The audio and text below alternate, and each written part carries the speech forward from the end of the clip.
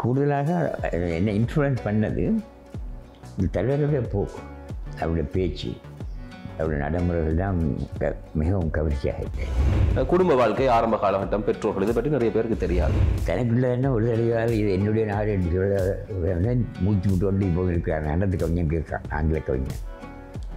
அது என்னை ஃபோர்ஸ் பண்ணி என்னை பாடவாடி நல்ல போயணும். கல்வி சூழல் சார்ந்திருக்கக்கூடிய குடும்பத்தில் பிறந்திருக்கக்கூடிய திரு ஆனந்த் சங்கரி அவர்கள் எப்படி அரசியலுக்கு வந்தீங்க? நான் கொஞ்சம் அந்த நாள் கொஞ்சம் பேசுவேன் என்றது நம்பிக்கை இருந்தது. தலைவர் என்னென்ன கண்டு என்னை அடாப்படியாக நின்று இழுத்து கொண்டு போய். இந்த வயசில் நீங்கள் அரசியலுக்கு போய்க்கல, வீட்டுக்காரர் என்ன சொன்னாங்க? என்னுடைய அந்த சப்போர்ட்டை பார்த்துட்டு அவர் சொன்னார், நான் இந்த மகனை உங்களுக்கே தந்துட்டேன். அப்படி நான் கிள்ளஞ்சியில் என்னுடைய தகப்பனால் கிள்ளஞ்சி பேரம் கொடுக்கப்பட்டுவாங்க. வேறு வேறு பள்ளிக்கூடத்தில் படிச்சுக்கிறீங்க, மறக்க முடியாத அனுபவம்னு சொன்னது சொல்லுவீர்கள். நான் லண்டனுக்கு போகிறோம். The little man from Kilnacci wanted Tamilam for himself. கிளிநொச்சியும் சின்ன மேன் தான் தனக்கு தமிழ்லாம் கேட்குறான்னு சொல்லி பெரிய போஸ்ட் அது. நாடாளுமன்ற உறுப்பினர் பதவியால் நீங்கள் இழந்ததுன்னு சொன்னால் இதை சொல்லுவீங்க. கரத்தில் போய் பிடிச்சி கொண்டு வந்த கசு படிக்கிற சாமான் போலீஸ் ஸ்டேஷன்லேயும் படிக்கிறாரு கசு. அந்த கசிப்பை நானே கொண்டே கோட்டில் கொடுத்து அவனுக்கு தண்டது. எனக்கு இதற்கென்ற பொறுப்பு தான்.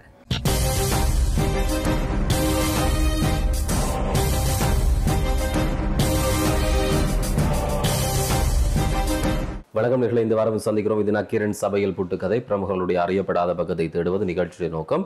இந்த வாரம் இன்னும் அதிதியோடு சந்திக்கிறோம். அதுக்கு மேல் வணக்கம் ஷியா. வணக்கம் முஷாந்தன், வணக்கம் மக்களே. அப்போ இன்றைய நாளில் பஞ்சவரணம் மாதிரி கொஞ்சம் அஞ்சு கறிகள் வச்சுருக்கு, கொஞ்சம் மரக்கறி, அதனால் கொஞ்சம் கறி கூட மர உணர்ந்தது. மர உணர்ந்தீங்களா? இல்லை, மரக்கறி. சரியா? அப்போ இன்றைக்கு புட்டு விழான் தான், அதனால் கோஜி கொள்ளக்கூடாது. கறி வந்து வேற கூடன்னு சொன்னால் சியான் வேறு கறி எடுப்பார். சரி, அதை விட வந்து இன்றைக்கு நாங்கள் அழைத்து வந்திருக்கக்கூடிய அதிதி பற்றி நாங்கள் சொல்லி ஆகணும். இந்த தமிழ் தேசிய பரப்பில் இருக்கக்கூடிய சிரேஷ்ட அரசியல்வாதிகளில் விரல் விட்டு எண்ணக்கூடியவர்களில் இவரும் ஒருவர். ஒரு காலத்தில் மிக முக்கியமான பல்வேறுபட்ட பொறுப்புகள் இருந்தாலும் கூட இப்போது அரசியல் தரப்பில் தொடர்ந்து பயணித்துக் கொண்டிருக்கக்கூடியவர் திரு ஆனந்த் சங்கரி அவர்கள். வணக்கம் ஐயா. பல பேருக்கு வந்து ஆனந்த் சங்கரி ஐயா வந்து ஒரு அரசியல்வாதியாக தெரியும். குடும்ப வாழ்க்கை, ஆரம்ப காலகட்டம், பெற்றோர்கள், இதை பற்றி நிறைய பேருக்கு தெரியாது. அதுலேருந்து நீங்கள் தொடங்கலாம். எல்லா குடும்பத்திலும் போல நான் ஒரு மனைவிக்கு தாய், 6 சகோதரங்கள், எல்லாருமா வாழ்ந்தாங்க. சிறு வயதில் இருந்து பிறந்தது ஹெச்வேலி பருத்தித்துறை, அம்மா வந்தவு. கூடுதலாக வளர்ந்தது ஹெச்வேலி, அப்பா ஆகிட்ட. படிப்பும் ஹெச்வேலி, புத்தூர், யாழ்ப்பாணத்து என்ன பருத்துறையில் ஆர்டி காலேஜ், கடைசியாக சைரா காலேஜ் கிளம்பு படிப்பு. எனக்கு 2 சகோதரிகள், மிச்சம் 6 சகோதரங்கள். இப்போ எல்லோரும் போயிட்டு இப்போ நான் நானும் இன்னொரு நான் தான் இருக்கேன். ஒரு தம்பியும் தங்கச்சியும் மற்ற எல்லோரும் போயிட்டான். எனக்கு இப்போ 92 வயசு. சரி, சகோதரர்கள் அந்த ஆரம்ப கால வாழ்க்கை எப்படியாக ஆரம்பித்தது? குடும்ப சூழல், பெற்றோர்கள் என்ன செய்தார்கள்? அப்போ எப்படி ஒரு மகிழ்ச்சியான வாழ்க்கையாக அந்த காலம்? மகிழ்ச்சியான வாழ்க்கை ஏனென்றால் தகப்பனர் principal, school principal, Somaskanda college Puttur. அடிக்க மாட்டார், அட்வைஸ் பண்ணுவார். நல்ல டீச்சர் பேர் எடுத்தவர். வளமானத்திலே மிகவும் பிரபலியமான ஒரு ஆசிரியர் இருந்தார், வீரசிங்க மாஸ்டர். எல்லாருக்கும் தெரியும் அந்த நாடில். சோமாஸ்கந்தா காலேஜ் பிரின்சிபலாக தலைமையாற்றியவர். அதுக்கு முந்தைய ஹெச்வேலி கிறிஸ்டியன் காலேஜ். நாங்களும் அப்பாவோட பாடசாலைக்கு சோமாஸ்கந்தாவிலே வந்து கடைசியாக படித்தது. அப்பாவோட சேர்ந்து நீங்களும் பள்ளிக்கூடம் மாறிக்கொண்டே இருக்கோம். இல்லை, அவர் தான் முன்னுக்கு போயிடுறார். அவர் ஒளி 7 மணிக்கு அங்கே நிற்பார். அப்போ அந்த என்ன பள்ளிக்கூடம், அது ஹிந்து ஸ்கூல் ஒன்று. நாங்கள் இந்த பழைய சைக்கிள் கொண்டு வச்சு தள்ளி கொண்டு போகிறோம், நடந்து போவோம். 3 மைல் இருந்தால் நடந்து தான் போவோம். கூடுதலாக இங்கே இருந்து இப்போ ஒரு பழைய சைக்கிள் அப்படின்னா சரி 10 ரூபாய்க்கு வாங்க பழைய சைக்கிள். ஒரு பழசு கடை நேற்று கழிச்சு வச்சு அப்படி நடுறார். 3 வயசும் சிறப்பில்லை காருக்காரு. அந்த வாழ்க்கை அப்படி தான். செல்பில் இல்லை, அதை காய்ச்சிட்டு யூனிஃபார்ம் ஒன்று இருக்குது அப்படி. மற்றபடி அப்படியான வாழ்க்கை தான் பொதுவாக எல்லாருக்கும் இருக்குது. எனக்கு மட்டுமில்லை, ரெண்டே போல இல்லை. தொழுது பேக் கொண்டு பிடி கொண்டு அது ஒன்றும் கிடையாது. கையில் புத்தகத்தை எடுத்துகிட்டு ஓட வேண்டியா, சாப்பிட்டோம் சாப்பிட இல்லையோ. சரி, வீட்டில் அம்மாவா அப்பாவை கண்டிப்பானவர். குலப்படி பிள்ளைகளில் வந்து யார் நல்ல குலப்படி? குலப்படி என்று நான் இல்லை, அப்படி ரெண்டு விதமாக வளர்த்தவர். வித்தியாசமாக தான் வளர்த்தவர். என்னென்னா அவர் நல்ல உண்மையான நேர்மையான மனுஷன், போய் சொல்ல மாட்டார். மக்களுக்கு நல்ல தொண்டு செய்வார். என்னையொரு நல்லொரு மகனாக வளர்த்தெடுக்க வேண்டிய என்னையும் கூடியாக்குறார். உதாரணத்துக்கு சொல்ல போனால் எனக்கு தேசப்பற்று அந்த அப்பாவால் ஊட்டப்பட்டது. அதனால் இது பெரிய பிரபலமான ஒரு கவிஞன் Breathe there a man with soul so dead who never to himself has said this is my own my native land. ஒரு நாடோடி கவிஞனுடைய பாட்டு. ஒரு சில வாழ்க்கையிலே ஒரு தடவையாளர் தனக்குள்ள தன்னும் வெளியில் சொல்லுது, தனக்குள்ள தானே ஒரு தடவையாளர் இது என்னுடைய நாடு என்று சொல்ல மூச்சு விட்டு கொண்டு இப்போ இருக்கிறார். நடந்து கவிஞன் இருக்கான், ஆங்கில கவிஞன். அது என்னை ஃபோர்ஸ் பண்ணி என்னை பாடப்பாடி நல்ல போயமன். Breathe there a man with soul so dead. இதயம் இல்லாமல் ஒருவன் மூச்சு விட்டு கொண்டிருக்கிறானா? நெவர் தனக்கில்லை வெளியில் சொல்கிறாங்க இந்த நாடுன்னு சொல்ல தேவையில்லை. தனக்கில்லைன்னு இது என்னுடைய நாடுன்னு சொல்லாதவன் இருக்கிறான் வீரோடைய. அப்படி போல சார் போய் அதுகள் அடிக்கல. நல்ல நல்ல ஒரு போயம் அல்லது கதை கத்தால் போன்ற பாடமாக சொல்கிறார். அதுக்கு ஒரு சின்ன பிரேக் ஒரு 5 இல்லை 10 அந்த நாளே அவதான பெரிய காசு ஒரு வடை வாங்கலாம். அப்படி நிம்மதியான வாழ்க்கையாக தான் ஓடிச்சு. சரி, பிறகு இப்படியான ஒரு கல்வி சூழல் சார்ந்திருக்கக்கூடிய குடும்பத்தில் பிறந்திருக்கக்கூடிய திரு ஆனந்த் சிங்கை அவர்கள் எப்படி அரசியலுக்கு வந்தீங்க? அரசியலுக்கு வந்து அது இன்ட்ரெஸ்ட் தான்.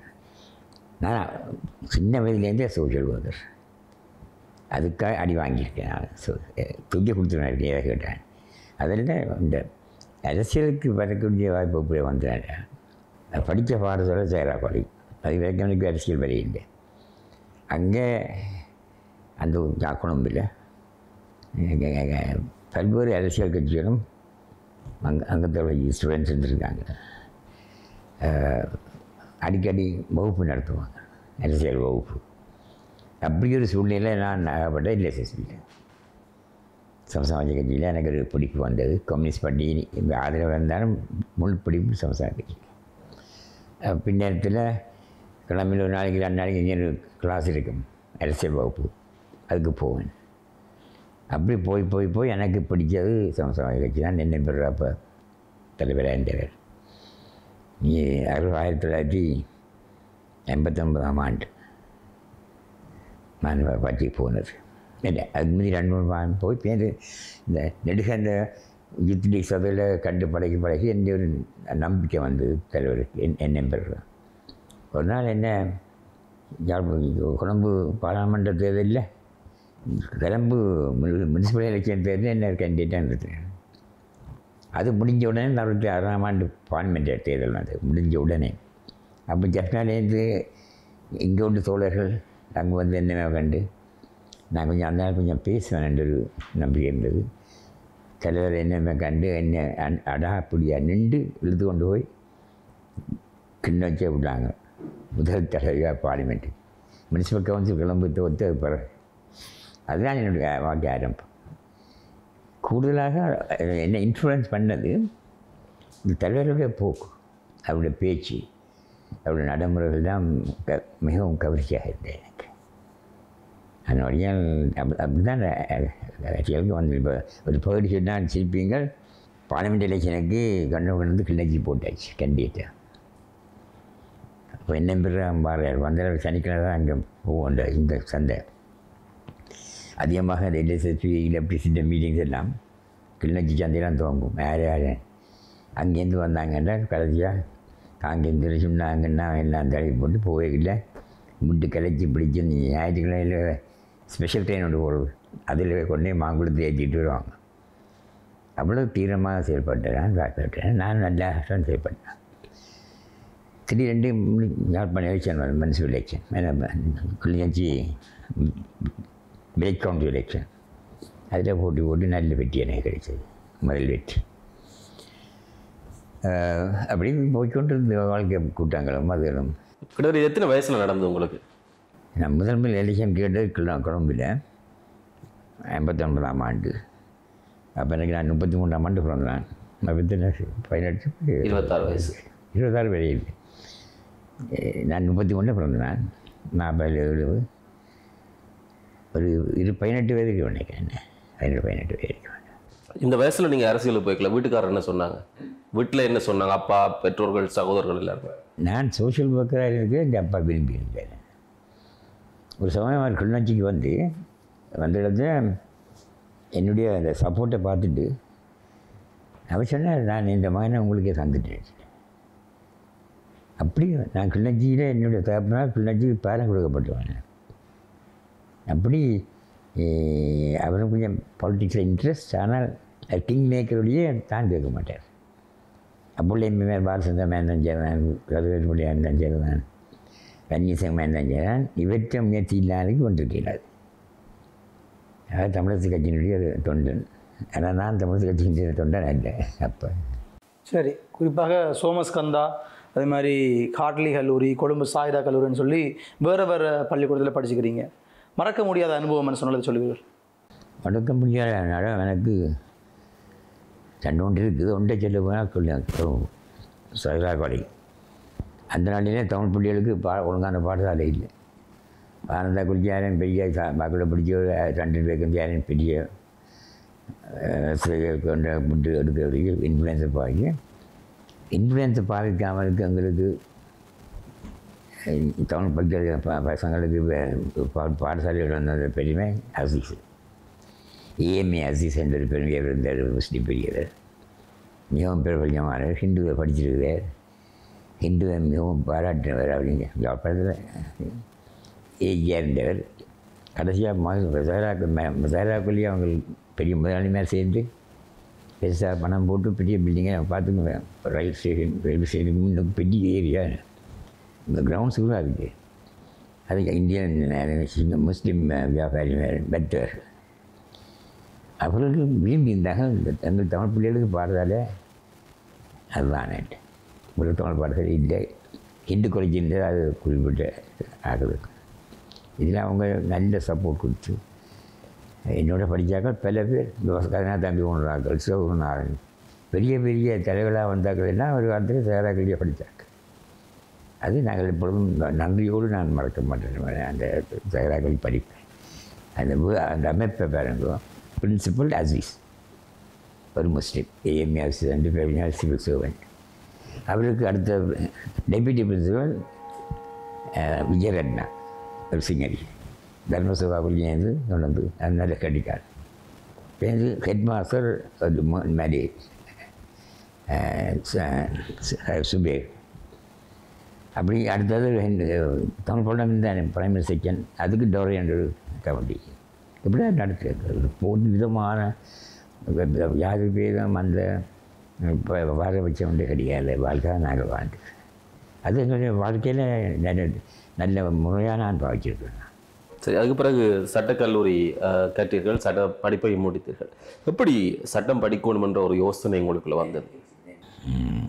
டாக்டர் ஆகணுன்ற ஆசை, அது 8வது தெரியும். அப்போ நான் டாக்டர் ஆகணுன்ற லண்டனுக்கு போக தான் யோசிக்கிறேன். அப்போ வசதியும் பண்ணு தானே படிக்க, லோக்கலையும் ஃபீஸ் கட்டணும், காம்படிட்டிவ் எக்ஸாம் எடுக்கணும். அப்போ லோ படிக்கிறதுக்கு எனக்கு மற்றது நான் ஜீவிக்கணும். அப்போ என்ன செய்தேன்னா, நான் ஸ்கூலில் டீச் பண்ணி கொண்டு நான் ரத்னாலேயே நான் தன்னொன்று பள்ளத்தை படிச்சிருக்கேன். இந்த லோ காலேஜ் போகணுமென்று என்ன விலைக்க கொழும்பில் ஒரு பள்ளம் ரத்னாலே தமிழ் பள்ளம், அது ஈவினிங் ஸ்கூல். அப்போ சிவநகர தம்பி பிள்ளைன்ற ஒரு காந்தியாவாரி, அவர் இங்கே ஹெட் மாஸ்டர் இருந்தார். அவர் வந்து அப்பா கேட்டு தனக்கு வந்து ஆங்கில டீச்சர் ஒன்று சொல்லி அவரை கொண்டு பண்ணி அங்கே நான் படிக்கல. அதில் வாசி என்னென்றால், அது காரணம் சிங்கள பாடம், மத்தியானத்துக்கு பின்னேற பாடம் பின்னேறு. அப்போ நான் தமிழ் சிங்கள பாடத்தில் எனக்கு வேலை இல்லை தானே. அப்போ வாசியாக போச்சு. லோ காலேஜில் படிச்சுட்டு 11 மணிக்கு எனக்கு 3 கிளாஸ் முடிஞ்சுவோம். முடிஞ்சா நேராக பஸ் நானே போவோம். அங்கே சிங்கள பாடம் முடிஞ்சு தமிழ் படிகள் உள்ளுக்கு வர நேரம். அப்படி படிப்பு அப்படி ஒரு வாய்ப்பு இருந்தபடியாக தான் நான் லோவராக வரக்கூடிய இருந்தேன். எனக்கு அப்போ லோ படிக்கல பார்ட் டைம் போய் செய்யலாது. அந்த பார்ட் டைமே எனக்கு செய்ய தந்த பெரியார் சேவிச்சோன்னே. அது எப்படின்றால், அவர் இந்த கவுன்சில் ஆஃப் லீகல் எஜுகேஷன் தான் லோ காலேஜை நடத்தினது. இப்போ அதில் அவர் member. Council of legal education நினச்சா பர்மிஷன் கொடுக்கலாம் பார்ட் டைம் போய் செய்கிறது. அப்பா சொல்லி அப்பா அவருக்கு துண்டு ஒன்று அவர் நல்ல ஃப்ரெண்ட் அவரோட சின்ன நேரத்தோட யாரும் கொடுத்துருப்பார் அவர் எனக்கு தான் இல்லை கொண்டு வந்து அவற்றை புண்ணியத்தெல்லாம் நான் லோக்கலியாக படித்து கொண்டு படிப்பிச்சு கொண்டு லோக்கலியாக படித்தேன் 2 வருஷம் அப்படி சேர்ந்து பூனேரியிலையும் படித்து இப்படி விட்டு பேருந்து 2 இயர்ஸ் அப்ரெண்டிஸ்ஷிப் இருக்க மட்டும் போய் அங்கே நிற்கணும் என்ன அப்படி ஒரு மாதிரி தப்பிட்டேன். ஆனால் இந்த சட்டத்தால் உறுதி எழுதி நான் படிக்கணும்னு நினச்சிருந்தேன். இன்றைக்கி நான் பெரிய கோடீஸ்வரர் இருந்தேன். பெரிய இல்லை சில்லறை இல்லை. இந்த கிளிநொச்சி காணி முழுக்க நானே உறுதி எழுதியிருப்பேன். ஆக நான் வாழ்க்கையில் எழுதின உறுதியர் 3-4 முதல்ல ஒரு 10 பேர். இன்றைக்கும் நான் இப்போ கூட எனக்குள்ள நோட்டரி லைசன்ஸை நான் எடுத்து வச்சுக்கேன். போன வாரம் லேட்டாக போச்சு. அந்த பொருட்க இதெல்லாம் கொடுத்து பர்மிஷன் தான் நான் வச்சு பண்ணேன். உங்கள்கிட்ட இன்றைக்கு நீங்கள் வேண்டிய பின்ன ஒரு காணி ஒன்று ஐயா வாரிக்கிறோன்னா நான் பெற தயார். ஆனால் நான் செய்கிறேன். எவ்வளோ கோடி பணம் சம்பாதிக்க முடியும் அது எல்லாருக்கும் தெரியும். அது நான் எம்பியாக இருந்திருக்க தொடர்புகள் பல நாடு முழுக்க பல விதமான தொடர்பு இருந்தது. நான் முதல் சின்ன ஆரம்பத்தில் 8-10 உறுதி எழுதியிருப்பேன். அப்படின்னா அது இன்றைக்கி 10,000 தாண்டி இருக்குது. 10,000 மேலே உறுதி எழுது. அதிலே பெருமானம் கூட தானே இருக்குது. அது இந்த மீட்டர் மாதிரி முத்திரை எவ்வளோ கொட்டுறோமோ அதை வச்சு தான் லாயர் டெஃபி நோட்டரி டெஃபி எப்படியும் போய்கொண்டு இருக்கு. கஷ்டப்பட்டேன். கஷ்டமான வாழ்க்கை தான். ஆனால் கௌரவமாக தான் நான் வாழ்ந்துருக்கேன். படித்த ஒரு பட்டத்தை எடுத்து அல்லது அந்த தொழில்முறை ரீதியாக கற்றால் அதை எப்படியுமே பரீட்சித்து பார்ப்பார்கள். வைத்தியசாலைக்கு போகாட்டி அவரை வைத்தியர்னு சொல்ல மாட்டாங்க. சட்டத்திறனா கட்டாய நீதிமன்றத்துக்கும் அந்த சட்ட நடவடிக்கையில் ஈடுபடும். ஏன் அப்படி ஒன்றுமே நீங்கள் செய்யலை? கன்னடத்தில் இந்த பாட்டுக்கு பண்ணியிருக்கேன். என்ன செமினாருக்கு போயிருக்கிறேன். வெளிநாட்டில் லெக்சர்ஸுக்கு போயிருக்கிறேன்.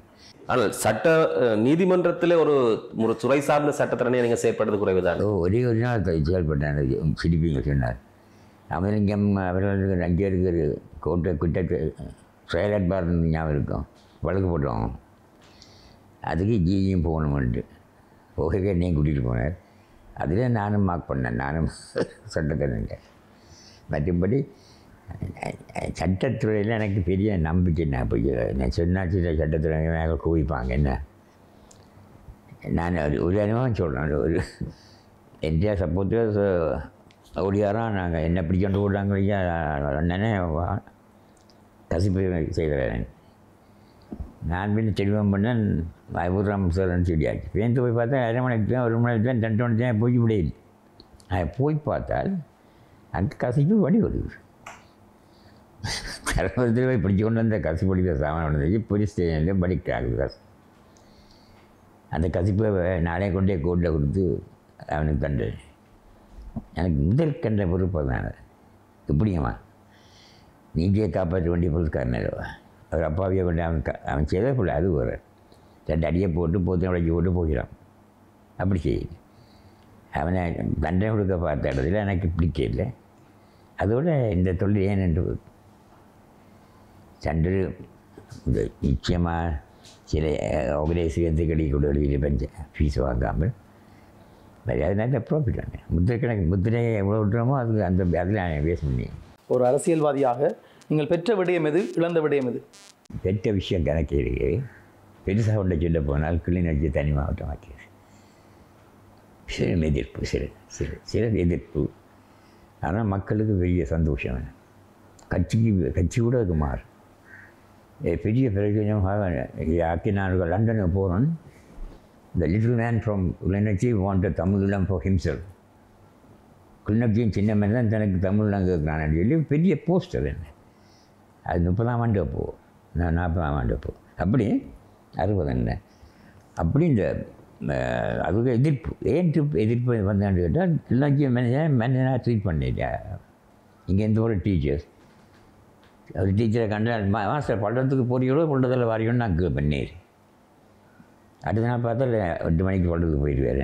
அப்படி இந்த பள்ளத்தை திருப்பி பிள்ளைகள் படிக்கக்கூடிய ஒற்று பாடசாலையும் ஒரு நிகழ்ச்சி வைக்க மாட்டாங்களே. நான் இல்லாமல் உதாரணம் சொல்ல போனால் ஒரு அப்போ இந்த டிவி வந்த நேரம் எனக்கு ஒரு ஐடியா ஒன்று வந்து எல்லா பள்ளிக்கூடத்துக்கும் ஒரு டிவி கொடுப்போம் என்றால் கவர்மெண்ட் ஒதுக்கின காசு காணாது. அப்போ என்ன செய்வோம் பார்ப்போம் பண்ணிட்டு சின்ன டீயாக வாங்கி ஒவ்வொரு பாடசாலையை கூட எஸ்எஸ்சி இருக்கிற வகுப்பு எஸ்எஸ்சிக்கு மேலோடு வகுப்புக்கு தான் அந்த பாடசாலையை கொடுத்தேன்.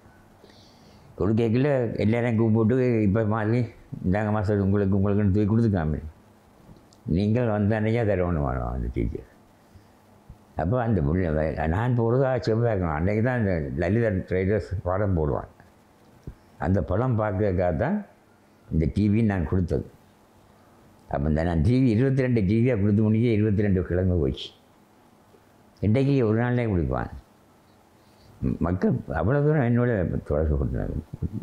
வேண்டாம் சார் நீங்கள் வந்தால் தான் சரியாண்டு போனால் அன்றைக்கு சாப்பிடணும் எல்லாமே சாப்பாடு என்ன எனக்கு பிடிச்ச சும்மா சொல்ல நண்டுகிட்ட எல்லாம் வாங்கி சமைச்சி டிவி அதுக்கு சாப்பாடு போல இந்த டிவியை ஆஃப் பண்ணோன்னு நான் போய் படம் மணி மேலே பார்த்துட்டு அப்படி நான் படிப்பிக்கிற எம்பி அந்த காலத்தில் ஒரு படம் ஒரு நிகழ்ச்சி என்ன இல்லாத நடத்திட்டேன். இப்போ பிள்ளைகளை கேட்டால் நான் தங்க தெரிய வேண்டாம் தெரியாது என்னங்க. அப்போ எங்களை அர்ப்பணிப்போடு செயல்பட்டேன். பள்ளம் இப்போ எனக்கு நான் சின்னதான் சொல்கிறேன். எனக்கு லோவர் ஃபைனல் செகண்ட் எக்ஸாமு அது 10ஆம் தேதி 3ஆம் தேதி அது எக்ஸாமுக்கு பொடியாக போகணும் சார்ஜி. அப்போ கிருஷ்ணகிரி சென்டர் இல்லை.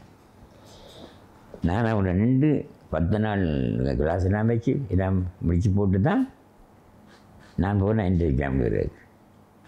எனக்காக 4 கணக்கு இருக்கையில் அவங்களுக்கு சொல்லிக்க ஒழிய நான் பிள்ளைகளுக்கு சொல்லிக்கேன். இங்கே 12 பேர் எடுத்தவங்க எக்ஸாம் 13 பேர் எடுத்தவங்க 12 பேர் பாஸ் நல்ல ரிசல்ட்ஸோடு.